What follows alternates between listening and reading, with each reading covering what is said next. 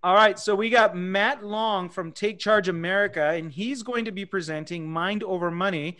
Matt Long is one of our keynote presenters at the Business Energizers through the Compass CBS Foundation. We're very happy to have Matt with us. And Matt, do your thing, my friend. Tell us, Mind Over Money.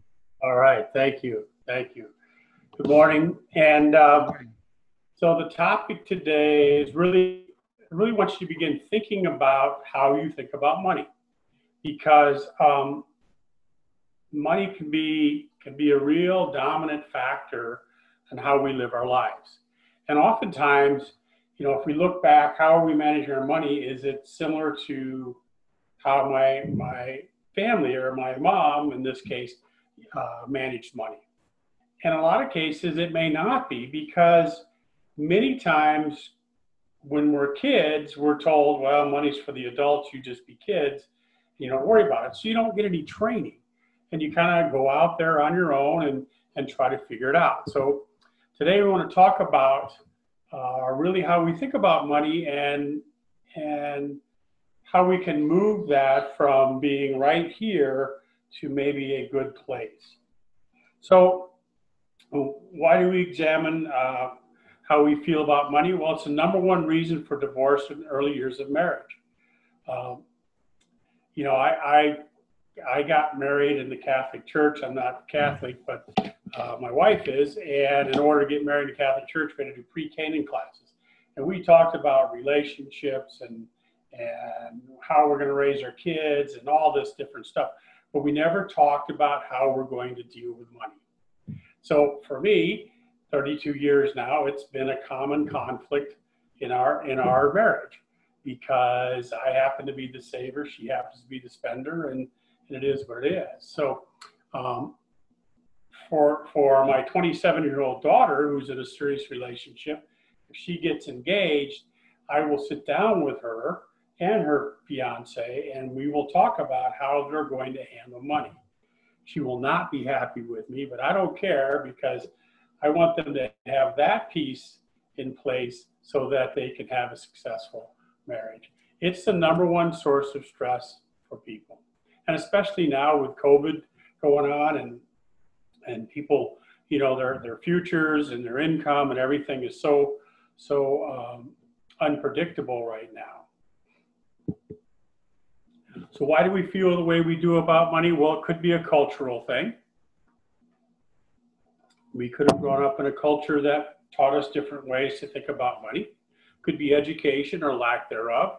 Could be our background. Maybe we grew up in a household where there was plenty of money. Maybe we grew up in a household where there wasn't any. Or it could be a financial crisis point. Something happens in your lifetime that dictates how you handle money. For me, it was a financial crisis point. My father died when I was 5, so my mom was getting Social Security checks, and when I was 11, we moved because we had to sell the house. We couldn't afford to stay in the house. We moved into an apartment. And this is back in probably 71, before you guys were born, but it was what it was. I was about 11 or 12 at the time. And when we moved, there was no computers, no cell phones, no electronics. It was all done with paper and pen. My mom put the address change form in. Long story short, the check, Social Security was supposed to come on Friday. It didn't come. The mail processing had not forwarded it to us. So my mom came to me and said, hey, I don't have money for groceries. So I went into my piggy bank, looked a lot like this one. It was pink.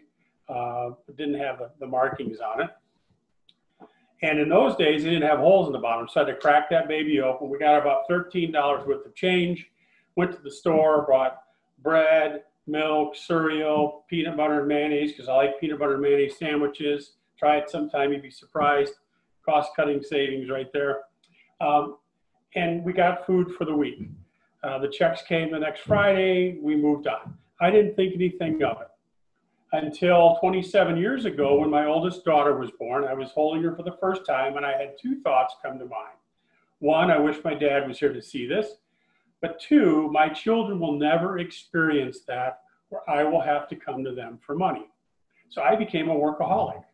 And COVID has kind of cured my workaholicism, because I can only work this job.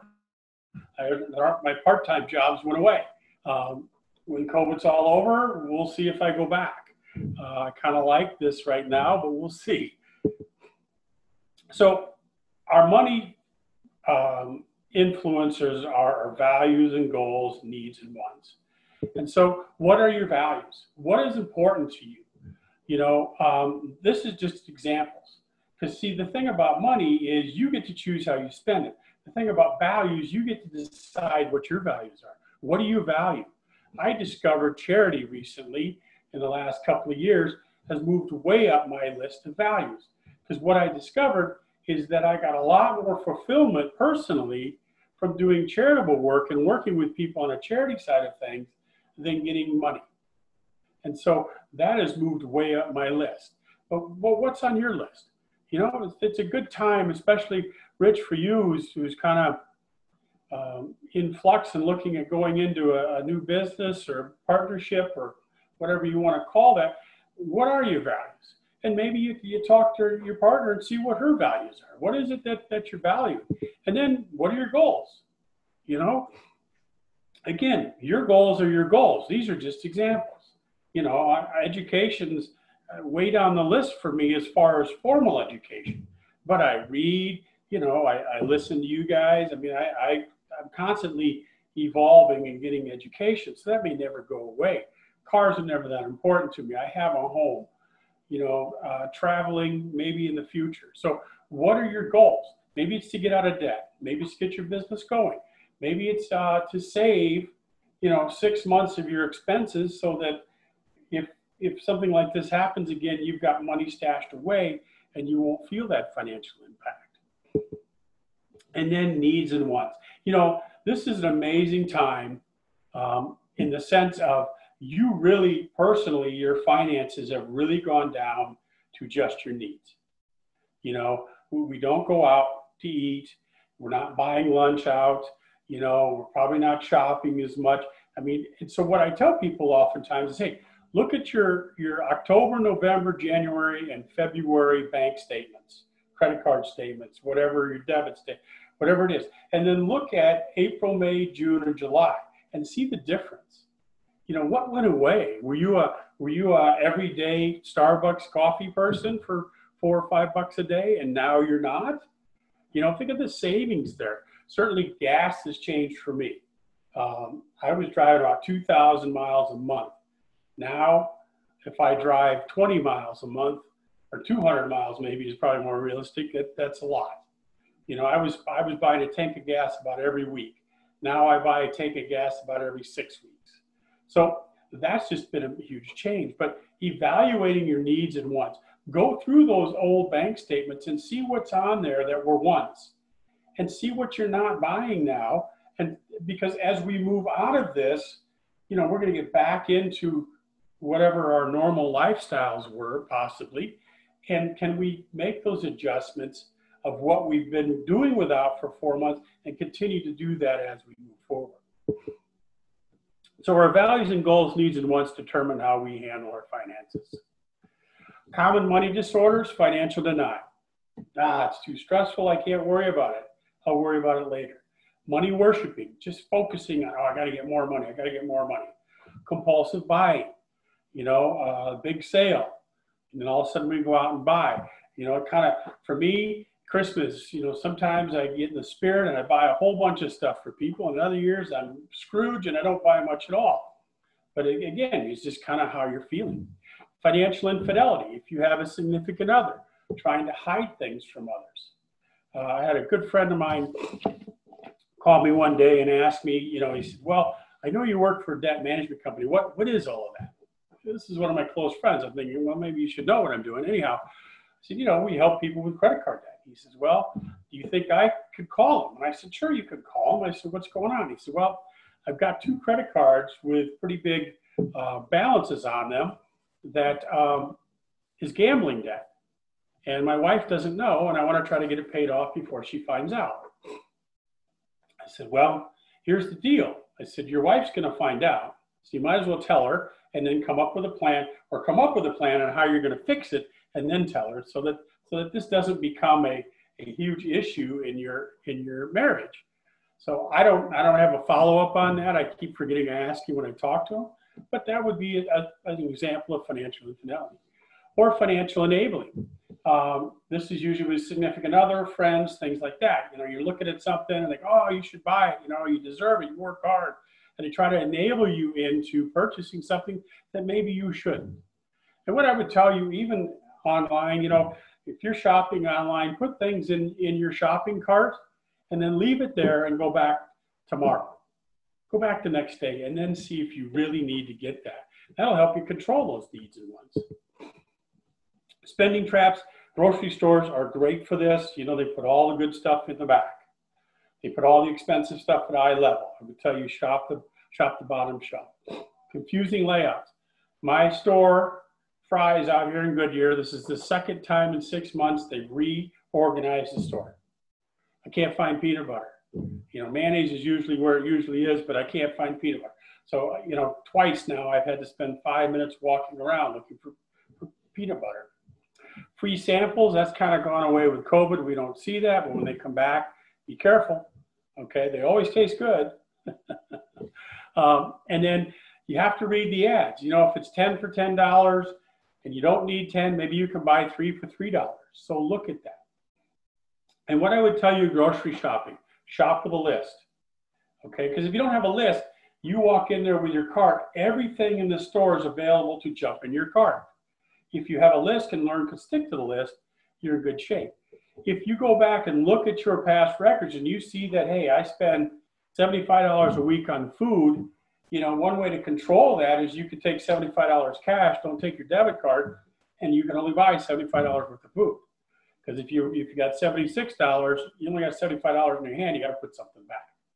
And then mark up to mark down, you have to be careful with appliances, furniture, mattresses, things like that, because a lot of these stores will run these huge sales, right? But they mark things way up. So you might see 60% off of a stove, and you might go somewhere else that's 20% off of the stove, and the 20% is cheaper than the 60% off. So when you're buying big items, shop the price, not the discount. Okay, look at the price. What's it going to cost you? What's coming out of your pocket? So changing financial habits. It takes 28 days to change a habit like, you know, biting your fingernails, smoking, things like that. 90 days in the financial world. 3 months, because we usually do things once a month. So it takes 3 months of going through that cycling of changing things. So be patient with yourself if you're changing something. So changing money habits, stop and ask yourself before each purchase, do I really need this or do I just want it? Avoid advertising temptations, you know, they're everywhere. Be vocal about your savings. That doesn't mean I'm going to run outside and go, hey, I'm going to save $200 a month. No. What it means is in my family unit, you know, in my household, I'm going to talk about, hey, here's the savings goal. Here's why. This is what we're looking at. Okay. Automate. Automating is a great thing with savings. Because see, budget-wise, a lot of people get their money, they pay their bills, and they hope that they have some money to save. In reality, they get their money, they pay their bills, there's some money left over to say, hey, let's go get pizza. Okay? So if you automate, put your savings on an automation. Mine's on the 15th of the month. Every month, the 15th, it just automatically goes from my checking to my savings. Now, I get my money, I pay my bills, one of which is my automated savings, my fixed expense. And if I got money left over, I can go get pizza and I don't feel guilty about it. And then reward yourself. Yes. Matt, can I add one more thing on the automate side? I think that's a great tip. So aside from automating, for sure, getting things to just do things without you having to think about it, because you're opening up that brainwave, that extra space for yourself to do other things. But one thing that I've done is I created a 30-day month, I guess, if you may, spreadsheet. And on each day, I have on one side, I have all of the bills that I have that are automated, and all of the unexpected bills. So your fixed and your variables. But then I have them on which days are due, and at the bottom I have the totals for each day, so that I know when I look at my bank account, I can expect how much money is going to be withdrawn versus a surprise. Oh gosh, what went through now? What did just go? You know. I already know, oh, on the 15th, this much always goes out. On the 17th, this much always goes out. Because bills are spread out all over the place. that I don't, you know, at least for me, my problem is not keeping track of when the money was going to get withdrawn. My problem was not putting money in there, is knowing when. It's the schedule that trips up people. That if you have a low balance when you have a big bill coming out the next day, that's going to trip you up. So instead, if you can plan it out in advance and you can kind of look at the calendar after you look at your bank account, you can start tracking and keeping a really good detail movement of your money. Yeah. And I'm an old school guy. Mine's all on, well, you can't see that very well, but mine's all written on paper. Same thing. I got the dates, how much is going out, so that I know. So if I get a little low, and I look at my account every morning. It's just one of the rituals of my morning. I go into my bank account, you know, I check my emails from work. I go on Instagram, see if my kids posted anything. But that's about the only social media I do, just to keep track of my kids. But, you know, I do that every morning, and then I can go to my sheet and say, okay, my balance is a little low. What do I got going out today? And if I need to move some money, I do that. Okay. And then rewarding yourself. You know, it's hard because, you know, we get into that point where we don't spend any money, and then we go, oh man, I deserve it. And we buy, you know, $150 pair of shoes, and we kind of blow up our budget for that month. What I would tell you, I have a friend who does this. She gets a Visa gift card. She puts 30 bucks on there, and that's her whatever money. So if she wants to get a cup of coffee, she can stop and get a cup of coffee. Once she gets a cheeseburger, she can do that. And that's her reward to herself. Okay. So and it's kind of it's a way of giving herself an allowance. So that's one way to do it. And if she gets to the 28th of the month and all the money's gone, then she has to wait till the 1st till she reloads it. And that's how it disciplines her not to spend too much. I think she does 30 bucks a month, $1 a day. Okay.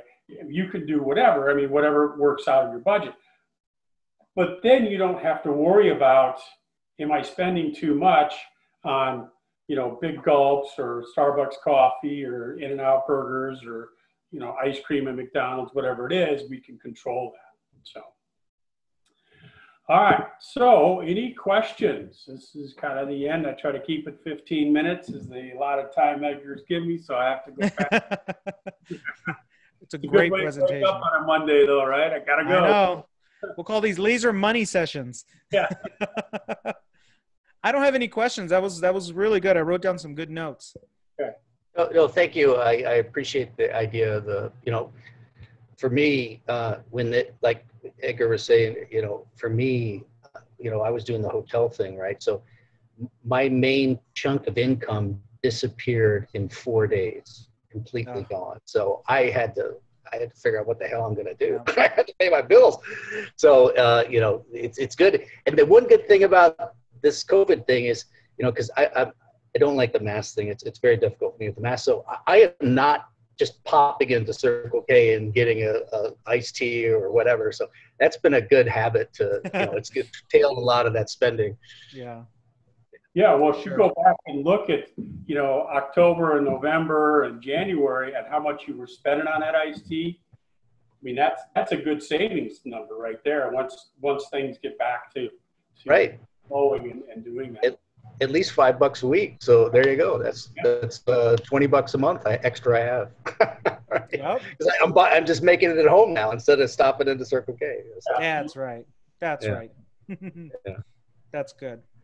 Well, thank you, Matt. Thank you so much for your presentation. Tell us really quickly what Take Charge America does for all of the folks who are watching. I know you do a great service. These presentations are bi-weekly at the Business Energizers, and we have Matt with us. But tell us, what does Take Charge America do real quick? Yeah, so we're a debt management company. That's our primary thing that we do. We help people who have too much debt, especially credit card debt. And so we put them on payment plans where they make one payment to Take Charge America, and then we pay your debtors. And so it usually takes anywhere from 3 to 5 years for people to get out of credit card debt, but this disciplines them so that they make one payment. They don't have to worry about, you know, and even if they have collections, they don't have to worry about paying collections, this credit card. They just make that one payment and we take care of all of that. The upside to that is that because we've been around for 32 years and we're a nonprofit, we don't charge high fees, and the companies, credit card companies know that once you're on a debt management plan with us, that your interest rates and fees all get waived, which usually covers the expense of it.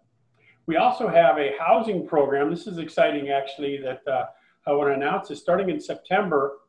Our housing department is going to give free consultation to anybody, not just for houses, but for renters as well. Sit down, we give you a free consultation, and this usually costs $120 on what you need to do to be ready to buy a house. Because I think the feeling out there is that come 2021, there's going to be a lot, the housing market's going to dip a little bit, and there's going to be a lot of houses available for people who want to get in and buy houses. So, and then we have a student loan department as well that will help with student loans. So. Awesome. Thank you so, Matt. Thank you so much for this great presentation. We'll see you on the next session.